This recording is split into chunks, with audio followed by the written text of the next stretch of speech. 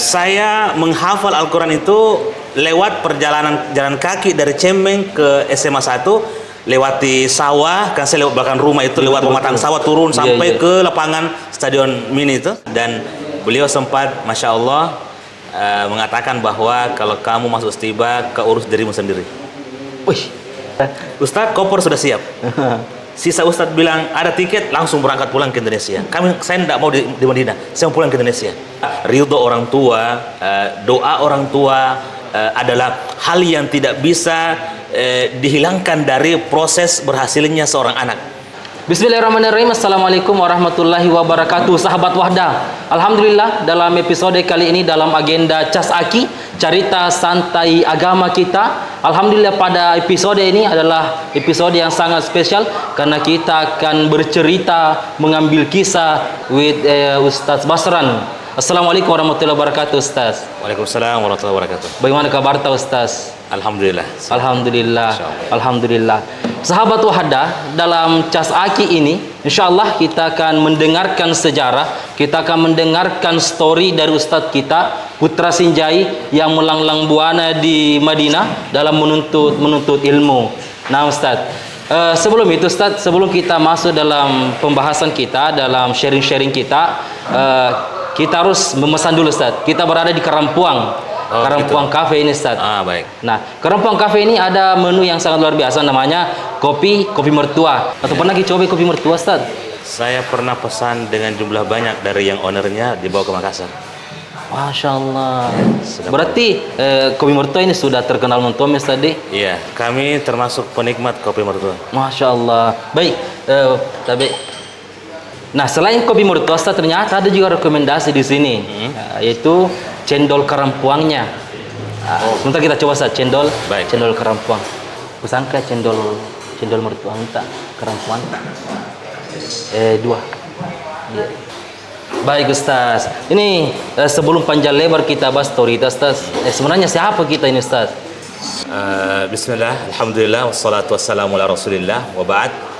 Alhamdulillah, tentu menjadi sebuah kesempatan yang baik dan istimewa buat saya pribadi mendengarkan kopi mertua dan Karampuang lebih umum sudah membuka cabang baru dan jauh lebih nyaman, lebih besar dan lebih bisa kita improvisasi dalam hal-hal yang positif di sini tentunya.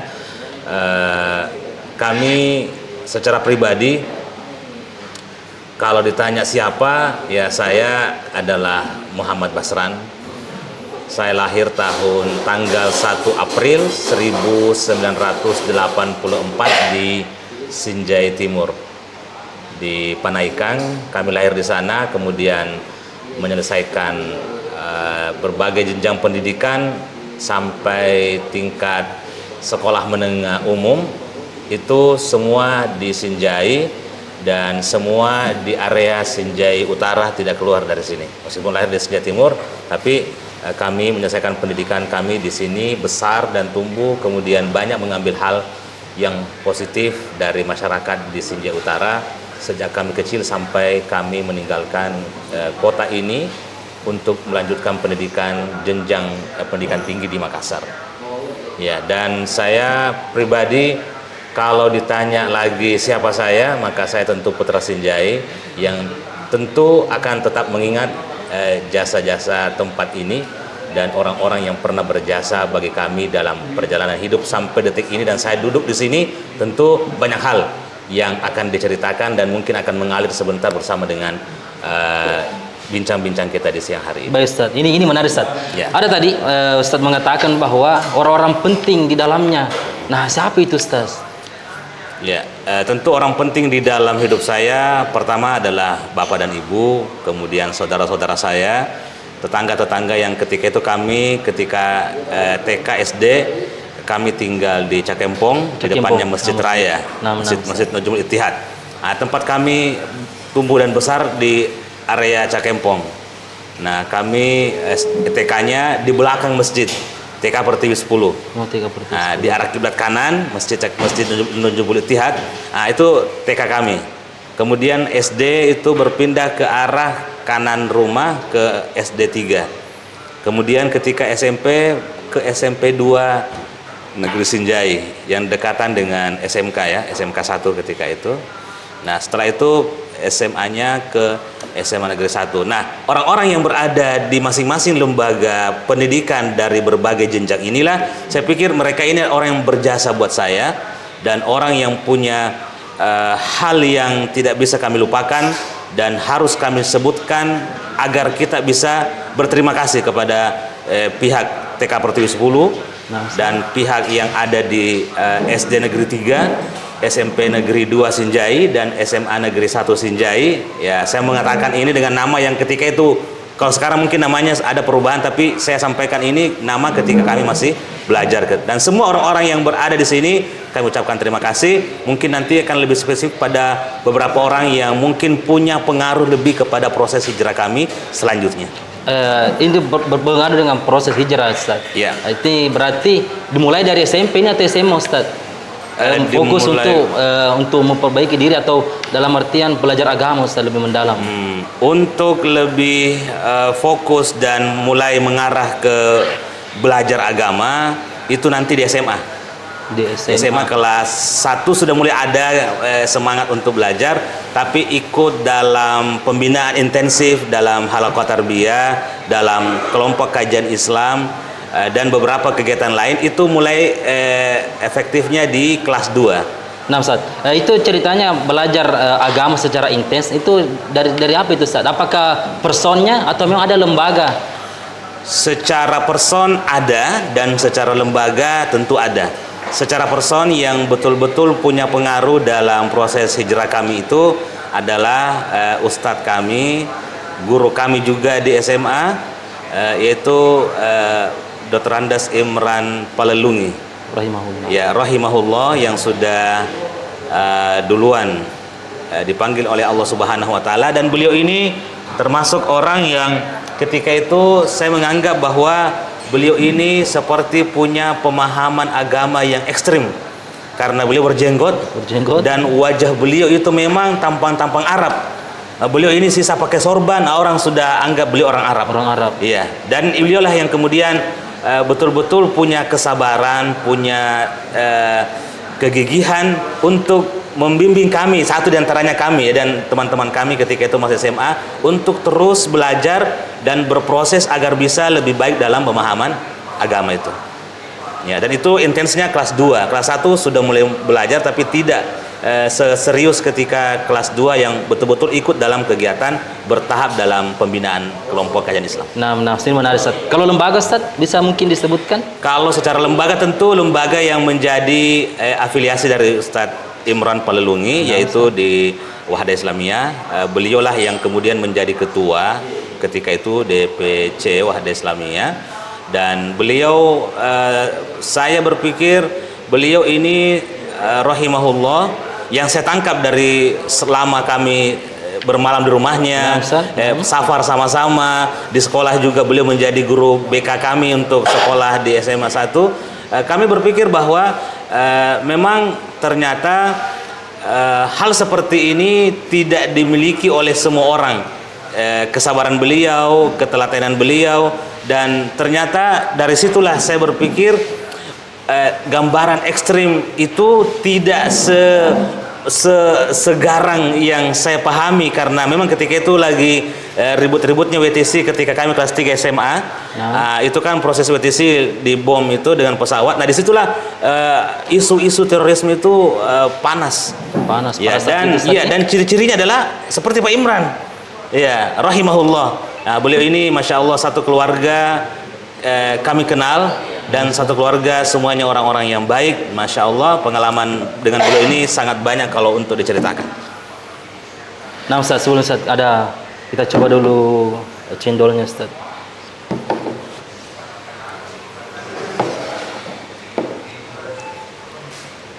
Diano dulu namanya, Ustaz. Apa namanya ini?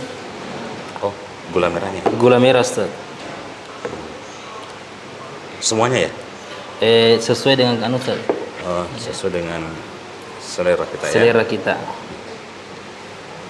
Insya Allah. Ini cendol yang sangat-sangat mantap ini, Ustaz. Masya Allah. Karena lengkap, ada es krimnya, ada tapenya, Ustaz. Oh, ada tapenya. Ada tapenya, Ustaz. Oh iya betul, ada Ada tapenya. tapenya. Wah, mana ini enak sekali, Ustaz. Masya Allah.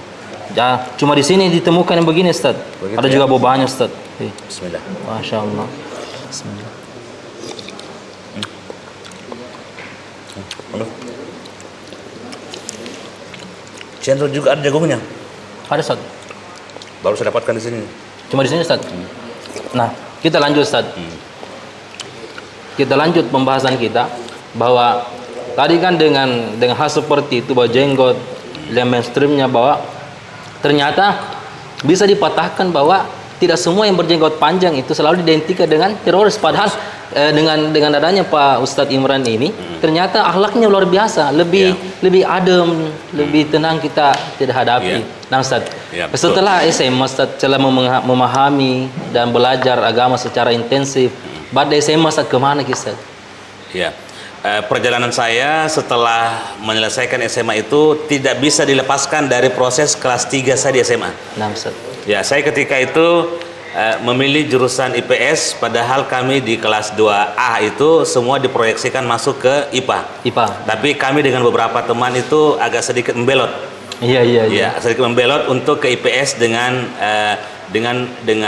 apa ya? Dengan niat untuk mencari suasana baru. Suasana baru, hal yang selalu masa kita semua ke IPA. Akhirnya kita beberapa orang ke IPS. Jadi saya berpikir teman-teman kami yang ketika itu meninggalkan jalur yang seharusnya ditempuh dan kami mengambil jalur IPS itu, disitulah kemudian berawal dan menjadi tahun yang sangat panas dalam tanda petik buat saya. Kenapa panas? Karena tadinya tinggal di Cakempong, kemudian kami pindah ke atas ke Cemeng. Di atas Cemeng itu tentu naik gunung. Iya. Saya sekolahnya di SMA 1. Jadi kalau ke sekolah itu jalan kaki dari Cemeng ke SMA 1. Pak, jauh itu, Ustaz? Jauh. Saya sudah mulai ikut tarbiyah intens, datang Ustadz dari Makassar berikan materi, kemudian beliau pulang membawa buku, disimpan bukunya untuk dijual ataupun dibaca, silahkan, intinya buku dibawa untuk dimanfaatkan. Nah, disitulah kemudian saya merasa bahwa kegiatan tarbiyah ini harus ada nilai lebih dari segi hafalan. Karena memang Ustadz yang ketika itu selalu mendorong kita untuk memberikan semangat menghafal. Ayo, juz 30 udah selesai. Tunggu Ustadz, tarbiyah maksudnya apa itu tarbiyah, Ustadz? Tarbiyah itu semacam kelompok kajian Islam mendalami agama kita secara bertahap, dari yang paling dasar sampai yang pengembangan dan tingkat lanjutan. Itu yang dilaksanakan oleh lembaga dakwah Wahda Islamiyah di Sinjai. Artinya tidak perlu pintar dulu orang mengaji untuk tarbiyah. Justru disitulah ajang kita untuk belajar. Oh iya, mantap. Iya, jadi saya pribadi belajar mengaji untuk ikro di situ. Ikro di situ, Ustaz? Saya belajar ikro lewat jalur itu. Jalur tarbiyah itu. Jalur tarbiyah itu, belajar ikro diajarkan oleh salah satu ustadz kita, Ustadz Darwis. Darwis itu beliau mengajar ikro kepada kami. Masya Allah. Ya, setelah itu juga Pak Imran sempat mengajarkan ikro kepada kami, kemudian digantikan sama Ustadz Darwis, dan beliau masih hidup sampai sekarang, Masya Allah. Beliau mengajarkan kami ikro ketika itu. Setelah itu diajarkanlah mengaji langsung dari Al-Quran oleh Ustadz yang dari Makassar yang datang setiap pekannya untuk memberikan pembinaan. Ya. Setelah kelas 3 selesai, Ustadz, kenapa langsung berpikir tidak lanjut di perguruan tinggi yang notabene-nya bisa memfasilitasi untuk menjadi PNS? Karena mungkin 2003 kalau tidak salah itu ada mainstream mengatakan bahwa itu pernah berhasil orang, dikatakan berhasil, orang tua dulu mengatakan itu pernah berhasil orang jadi PNS. Nah, kenapa bisa ke tempat yang kita sebutkan tadi, Ustaz, Stiba? Apa itu Stiba, Ustaz? Ya, semangat Kestiba itu muncul setelah Ustadz Sofyan Nur dan Ustadz Mudassir yang merupakan alumni Halaqah Tarbiyah KKI yang ada sebelumnya. Mereka sekolah di Stiban, dan ketika pulang dari Stiba, kami kelas 3 SMA ketika itu pulang, itu memberikan semacam syubhat positif. Apa dia bilang? Kalau mau kuliah, lanjut sekolah setelah SMA, ke Stiba saja. Di situ kita bisa dengarkan hadis, dengarkan ayat setiap hari. Tidak ada campur-campur dengan perempuan, tidak ada ikhtilat, ya, tidak ada hal yang selama ini kita pelajari negatif, semua insya Allah kita bisa hindari. Nah, di kelas 3 inilah kemudian saya mulai mau juga masuk Istiba, semangat juga mendengarkan, sepertinya ini bagus sekolahnya. Bagus. Nah, saya mulai menggenjot untuk menghafal di kelas 3 itu. Masya Allah. Menghafal Al-Quran, persiapan untuk masuk Istiba. Betul. Nah, saya menghafal Al-Quran itu lewat perjalanan jalan kaki dari Cemeng ke SMA 1, lewati sawah, kan saya lewat belakang rumah itu, lewat pematang sawah turun sampai ke lapangan Stadion Mini itu. Stadion Mini. Nah, setelah dari situ saya lanjut ke lewat kadang lewat Polres, kadang lewat Sawari Gading, lewat sampai ke atas ke Bongki, turun ke pasar. Nah, itu selama perjalanan itu disitulah saya mulai menghafal Al-Quran.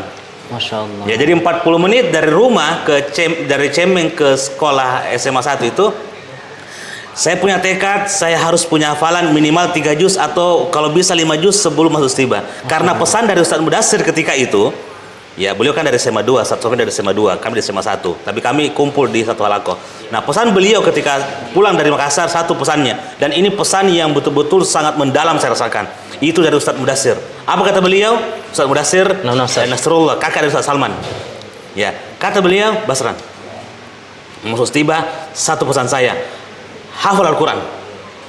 Ini yang selalu dan ketika beliau sampaikan itu, saya pribadi merasakan beliau menyampaikan itu dengan penuh keikhlasan dan penuh rasa menyesal barangkali buat beliau karena mungkin tidak mau mulai lebih banyak ketika masih dulu di SMA. Nah, saya diberikan semangat untuk itu dan itu saya pegang dan saya tanamkan dalam diri saya. Jadi tidak ada hari yang terlewat itu kecuali saya menghafal Al-Quran. Dan saya setorannya karena Ustadz ini sering pulang pergi Makassar, jadi tidak bisa selalu ada di Senjai. Jadi saya mencari tempat setoran hafalan. Jadi 5 hari 6 hari saya pulang pergi sekolah itu menghafal Al-Quran. Setoran akhir pekannya itu saya ketemu dengan salah satu Ustadz, ya, Tamatan 77. Tamatan 77. Namanya Ustadz Sumitro. Ustadz Sumitro. Beliau ini tempat saya setoran hafalan. Diperkenalkan oleh salah satu teman kami dari MAN, yang sekarang Ustadz ini adalah menantu dari Pak Imran rahimahullah. Ustadz Syamsir dari Lapa, kami dulu sering tarbiyah sawalako. Nah, beliau ini memberikan informasi ada Ustadz di situ, bisa ditempati belajar bahasa Arab, bisa ditempati setoran hafalan. Masya Allah. Saya ketika itu sangat ingin setoran hafalan, jadi setiap pergi itu saya target 3 ayat, 40 menit. Jalan dari rumah sampai ke sekolah, saya target 3 ayat. Pulang lagi dari sekolah ke rumah, target lagi 3 ayat. Paling tidak 6 ayat satu hari saya harus hafalkan. Di akhir pekan paling tidak 6 kali 5, 6 kali 7, 40 ayat saya harus torkan depan Ustadz. Itu mungkin 1 surah atau berapa surah, tergantung panjangnya. Nah, disitulah saya mulai merasakan bahwa menggenjot untuk menghafal itu dengan berbagai kesibukan persiapan Eptanas, kegiatan-kegiatan lain dan pekerjaan di rumah, membantu orang tua dan seterusnya. Saya pikir ternyata waktu-waktu luang kita itu sebenarnya bisa digunakan untuk menghafal dan saya buktikan itu. Waktu luang saya adalah ketika pulang pergi dari rumah ke sekolah, sekolah ke rumah. Saya menghafal Al-Quran dan saya menghafal Arba'in Nawawiyah di pulang pergi itu. Masya Allah. Ya, akhirnya saya berpikir mudah-mudahan dengan bekal ini saya bisa masuk Istiba. Ternyata masuk, Ustaz. Dan alhamdulillah di akhir tahun saya kelas 3 saya bisa menyelesaikan 5 juz. Itu nasihat dulu, Ustaz. Nasihat untuk yang selalu mengatakan sibuk-sibuk dan tidak bisa menghafal Al-Quran. Nasihat, Ustaz. Kalau mengatakan diri sibuk, kita pikir semua kita pasti akan punya pekerjaan. Ya, tapi saya ingat dulu nasihat dari salah seorang syekh kami di Medina. Bukan kita ini tidak bisa, cuma kita belum memberikan porsi saja. Seandainya kita mampu memberikan porsi, insya Allah semua akan diberikan haknya. Hak untuk belajar di sekolah, belajar untuk halakoh kita, belajar setoran hafalan, kerja rumah. Semua kalau kita bisa bagi, insya Allah akan ada. Cuma kadang kita kabur dalam membagi waktu. Akhirnya sepertinya kita sibuk, padahal tidak sibuk-sibuk juga. Tidak sibuk-sibuk juga. Dan terus terang, dari perjalanan sekolah rumah inilah saya menghafal Al-Quran itu. Dan saya menghafal hadis Arba'in Nawawi. Tadi Ustaz tersebut di Madinah. Nah, kan di Istiba kita ada, Ustaz. Iya. Kenapa bisa langsung di Madinah? Coba diceritakan bagaimana setelah itu, kami selesai, ada tantangan baru. Nah, Ustaz. Ternyata salah satu jadi di antara orang tua kami protes kalau saya masuk Istiba. Itu kenapa bisa protes, Ustaz? Saya maunya di Unhas. Di Unhas. Ya. Beliau mau saya di Unhas dan beliau sempat, masya Allah, mengatakan bahwa kalau kamu masuk Istiba, kau urus dirimu sendiri. Wih. Itu sempat yang terlontar dari orang tua saya, tapi ternyata orang tua saya mengatakan seperti itu, wallahu a'lam. Apa niatnya? Saya pikir orang tua mengatakan sesuatu pasti ada kebaikan dan ada, tidak mungkin orang tua tidak ingin kebaikan buat anaknya. Artinya mungkin ingin memberikan lecutan semangat. Ya, kalau sungguh-sungguh mungkin ya, kalau sungguh-sungguh mau masuk istibah, ya silahkan sungguh-sungguh. Ya, kalau yang ke tempat lain Unhas dan seterusnya akan difasilitasi. Tapi ke tempat lain kalau mau sungguh-sungguh ya silahkan sungguh-sungguh.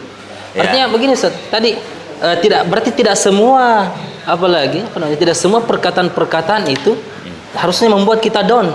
Kadang-kala itu menjadi pemicu kita untuk maju. Justru saya pikir orang tua mengatakan seperti itu banyak muatan-muatan doanya, muatan-muatan semangat yang diwujudkan dalam kata-kata yang mungkin buat kita memahami terbalik, tapi padahal mungkin lain yang dia inginkan.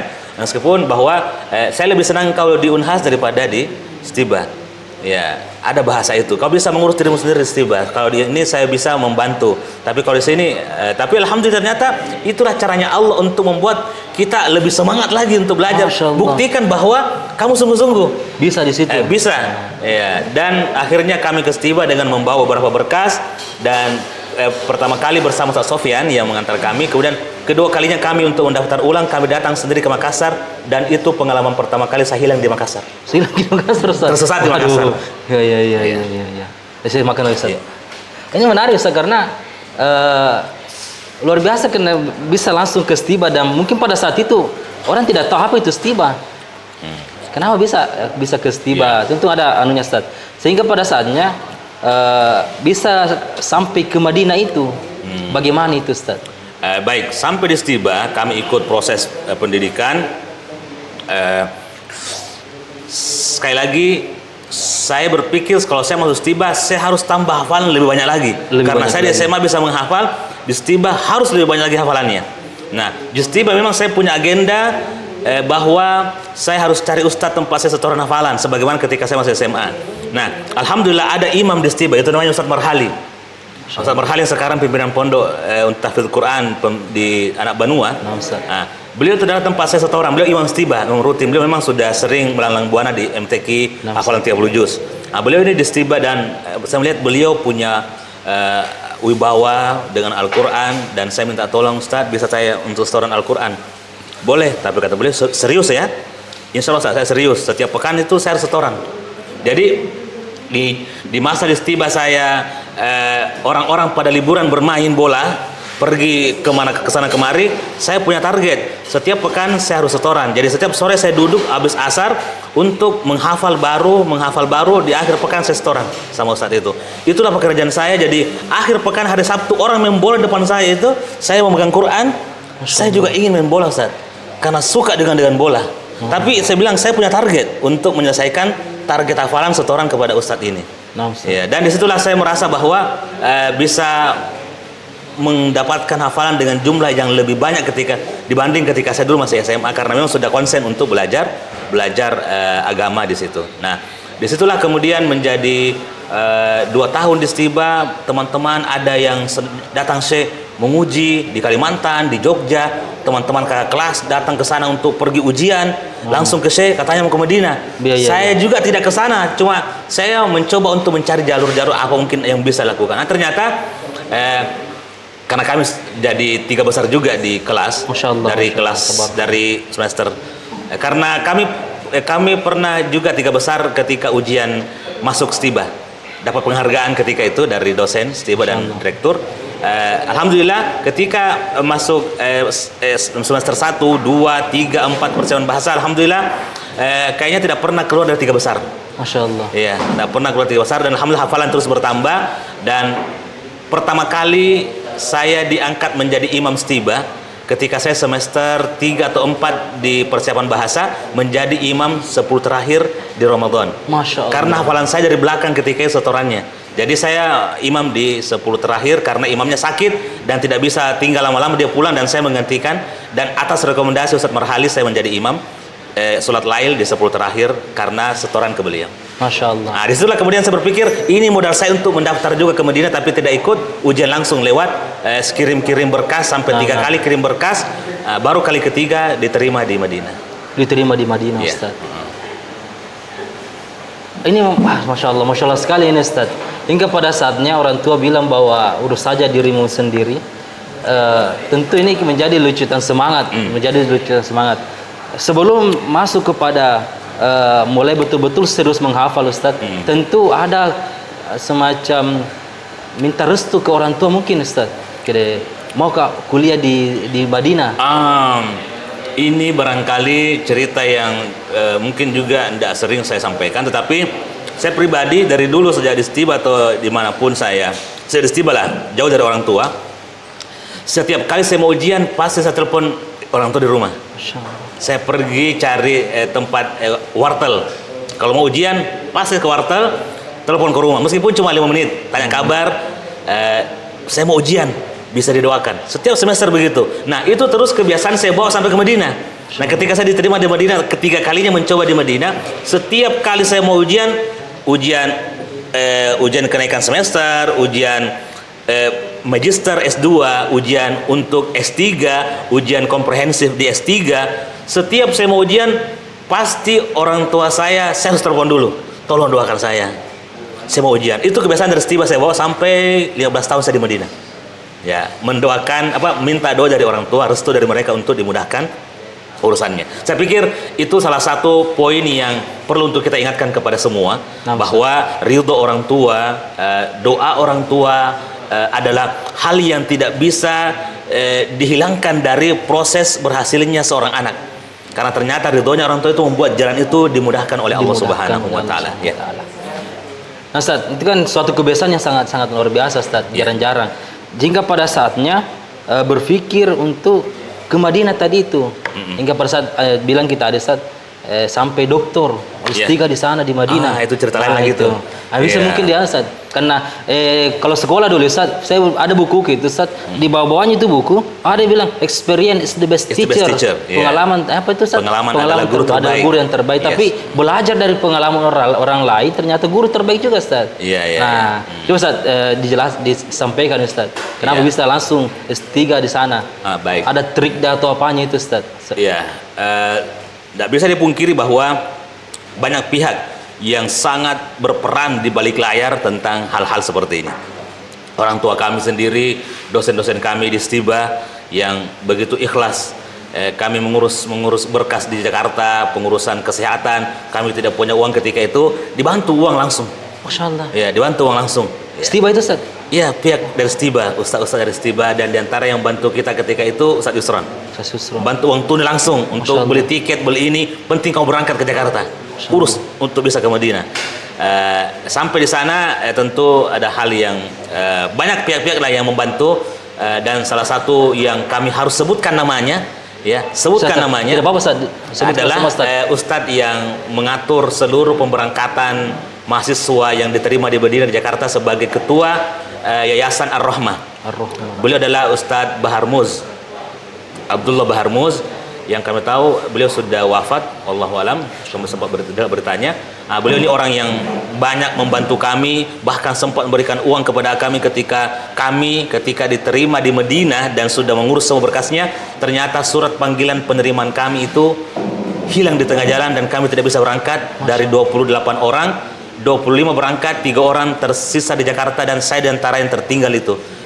Jadi kata Ustadz Baharmuz, sabar-sabar, ditunggu surat panggilan kedua untuk calling visanya dari kampus. Diterima atau tidak, sabar saja. Jadi kami menunggu 1 bulan di Jakarta, sementara teman-teman yang berangkat itu sudah kuliah. 1 bulan di Jakarta. Iya. Dan situlah saya belajar tentang ibu kota. Kesana kemari bersama dengan asatidzah, melihat beberapa pondok, beberapa kegiatan di Lipe dan seterusnya. Intinya 1 bulan di Jakarta itu ternyata semua punya hikmah. Ya, satu di antara teman saya menunggu ketika itu dari Riau, beliau sudah meninggal. Ya, sudah meninggal. Rahimahullah. Iya, rahimahullah. Jadi perjalanan ke Madinah itu sebenarnya panjang ceritanya, dan banyak orang yang Ustadz Zaitun sebagai pimpinan Wahda Islamiyah punya peran yang yang luar biasa. Dosen-dosen kami ketika itu Ustadz Yani sebagai mudir di Istiba, Ustadz Yusron, Ustadz Solahuddin, Ustadz-Ustadz yang lain yang tidak bisa kita sebutkan namanya satu persatu. Mereka punya jasa-jasa yang tidak bisa kita katakan bagaimana, semua punya. Ya, masing-masing sesuai dengan niat-niat yang luar biasa dari mereka tentunya, dan kami melihat itu di depan mata kami. Sampai di sana di Medina. Ya, sampai di Medina, pertama kali sampai di Medina, saya tidak mendapatkan kondisi sebagaimana di Istiba yang penuh dengan ukhuwah. Orang di sana nafsi-nafsi. Mas sendiri-sendiri, Ustaz? Tinggal di kamar masing-masing, ada di sekat-sekat, masih nafsi. 1 bulan pertama saya merasa tersiksa di Medina. Kenapa? Komunikasi yang sering akrab dengan orang-orang di Istiba, ya, tinggal makan sama-sama, tidur ada ranjang, tapi kita selalu sama-sama. Di sana orang semua sendiri, jalan sendiri-sendiri, sibuk dengan kehidupannya sendiri. Saya tidak terbiasa dengan begitu. Akhirnya sampai di Madinah itu saya bilang sama senior ketika itu, Ustadz Akram Hatta. Saya bilang sama beliau, Ustadz, koper saya sudah siap, saya mau pulang ke Indonesia. Waduh. Ya, saya bilang sama beliau, dan saya tuh berkali-kali minta seperti sama beliau. Akhirnya Ustadz Akram datang bermalam di kamar saya untuk menenangkan saya. Ya Ustadz, saya di sini tidak mendapatkan suasana ukhuwah, suasana kedekatan, persaudaraan seperti di Istiba. Di Madinah, saya kira Madinah itu wah gitu kan. Ternyata tidak seperti yang saya bayangkan. Orang jalan sendiri-sendiri, mandiri. Silahkan, mau tidak ya terserah, tidak ada yang menegur. Kalau di Istiba kan ada yang mengingatkan, ada yang menarik kita. Intinya kita merasa nyaman dengan keimanan karena ada ikhwah yang menjaga kita. Indahnya berukhuwah mungkin. Indahnya berukhuwah. Nah, itu tidak saya dapatkan di sana. Akhirnya 4 bulan itu saya selalu minta pulang. 4 bulan, 4 bulan. Wah, ada. Ustadz, koper sudah siap. Sisa Ustadz bilang ada tiket, langsung berangkat pulang ke Indonesia. Saya tidak mau di Madinah, saya mau pulang ke Indonesia. Belum lagi saya ketemu dengan salah seorang Ustadz, namanya Ustadz Dasman Yahya Ma'ali. Beliau masya Allah terkenal ulama, termasuk ulama hadis di Indonesia. Jeblosan S3 hadis pertama orang Indonesia di Jamiah Islamiyah di Madinah. Beliau ini dekat dengan mahasiswa, dan saya ketika bertanya ke beliau, Ustadz, sudah berapa lama di Madinah? Oh, Basran, saya sudah 12 tahun di Madinah. Saya kembalikan ke diri saya, ini saya belum 1 semester, saya sudah mau gila di Madinah. Baru 4 bulan, Ustaz. Baru 4 bulan. Ustadz sudah 12 tahun, bagaimana Ustadz bisa bagaimana Ustadz bisa tahan? Saya tidak tahan. Semester 1 ujian, semester 2 ujian, alhamdulillah dapat nilai mumtaz. Ujian, kemudian pulang itu tahun pertama saya pulang ke tanah air sudah mulai redup tadi itu, mau pulang ke semester 2, sibuk dengan belajar, sibuk setoran hafalan, sibuk halaqah di Masjid Nabawi, sibuk di macam-macam kesibukan. Ternyata saya kurang kesibukan, saya selalu berpikir pulang. Setelah sibuk belajar, ikut halaqah, ikut atau setoran sama Syekh, kesibukan itu menghilangkan keinginan untuk pulang. Nah, pulang tahun pertama di musim panas liburan itu, ternyata saya mau rindu kembali ke Madinah. Yang tadinya saya selalu mau pulang. Sekarang ketika saya pulang ke Indonesia di kampung saya, baru 1 minggu saya sudah rindu kembali ke Madinah. Jadi artinya begini, Ustaz, tadi bukan persoalan tidak betahnya, tapi karena selalu dipikir mau pulang, sehingga tidak fokus dengan belajar, sehingga yang fokus pulang itu terus yang muncul di pikiran. Setelah sibuk dengan belajar, setoran hafalan, ikut kegiatannya Syekh, itu mulai tergeserkan pikiran-pikiran untuk pulang itu. Sibukkan diri dengan kebaikan. Kenapa sampai nas dokter ini? Ini ketika saya bertanya ke beliau, Ustadz 12 tahun di sini, iya Ustadz tahan. Alhamdulillah, Madinah itu baik, berkah. Dalam hati saya, mana berkah? Saya sudah 4 bulan mau pulang terus ini. Ketika bertanya sama beliau, bagaimana Ustadz bisa mengatasi itu? Oh, ternyata belajar, bergerak, beraktivitas, fil harakati barakah. Bergerak itu ada keberkahannya. Yang penting jangan pernah sendiri di kamar. Kalau sendiri di kamar, banyak setan datang.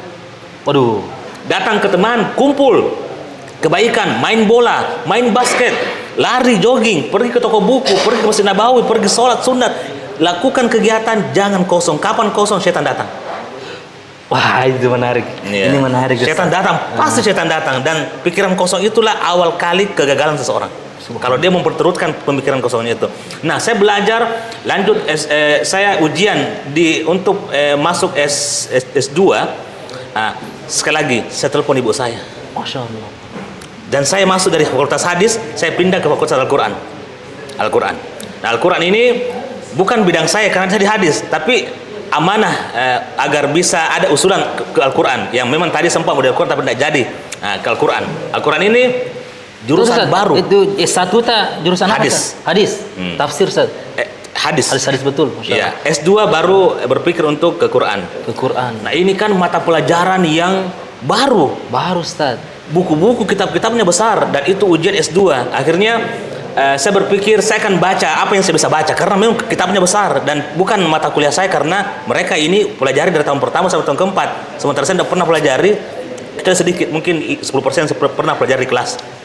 Selebihnya itu mata kuliah takhasus di Al-Quran. Saya belajar baca semaksimal mungkin. Kemudian saya minta doa kepada istri juga karena tahun ketiga saya menikah. Tahun keempat saya ikut ujian, minta sama istri dan minta sama orang tua, tolong didoakan. Lagi-lagi orang tua. Orang tua tidak pernah putus. Tolong doakan saya mau ujian S2, mudah-mudahan rezeki saya dimudahkan. Dan dari 2 orang Indonesia yang ikut ujian ketika itu, yang masuk orang ujian ternyata cuma 1. Cuma saya yang masuk ujian ketika itu. Dan saya orang pertama Indonesia yang lolos di S2 di jurusan Magister Tafsir. Selama ada tuh Magister, baru saya orang pertama Indonesia. Tafsir Quran, Ustaz? Tafsir Quran. Masya Allah. Ya, ternyata saya pikir bukan saya, tapi doanya orang tua saya. Betul, karena buku betul tebal, kita sudah baca, tapi saya pikir tidak bisa saya tamatkan. Mungkin saya cuma baca sekitar 85%, tidak sampai 100%, tapi itulah yang saya jawab. Baik Ustaz. Iya. S3 juga? S3 juga begitu. Tafsir Quran juga? Tafsir Al-Quran. Lanjut, kemudian juga seperti itu, ikut ujian tulisan, lisan, dan yang menguji ujian lisan ketika itu ada sekitar 10 syekh di meja keliling. Kita di tengah-tengah. 10 syekh dosen-dosen itu, dan diantara itu adalah Imam Masjid Nabawi. Siapa Ustaz? Namanya Syekh Ahmad bin Ali Al-Hudzaifi. Beliau profesor tafsir, bapaknya beliau imam senior di Masjid Syekh Hudzaifi di Masjid Nabawi. Anaknya itu profesor tafsir di beliau ketika itu bertanya tentang Al-Quran, sabung ayat.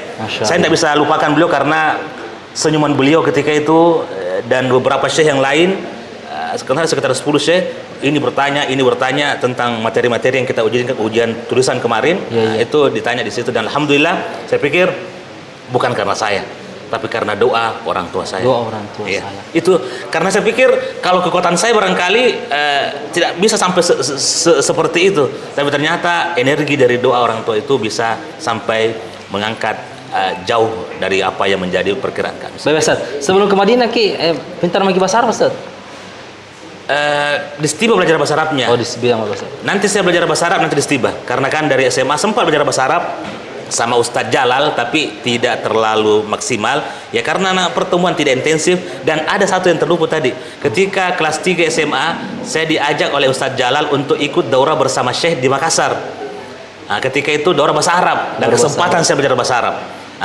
Ustadz Lipia yang mengajarkan dan Syekh juga datang mengajar. Saya tidak terlalu paham banyak, tapi paling tidak saya kondisikan diri saya untuk bisa belajar bahasa Arab. Nah, ada musabaqah dalam daurah itu sepekan, kalau 5 hari. Ada musabaqah hafal juz 30. Saya sudah hafal juz 30 itu. Kelas 2 saya sudah hafal juz 30.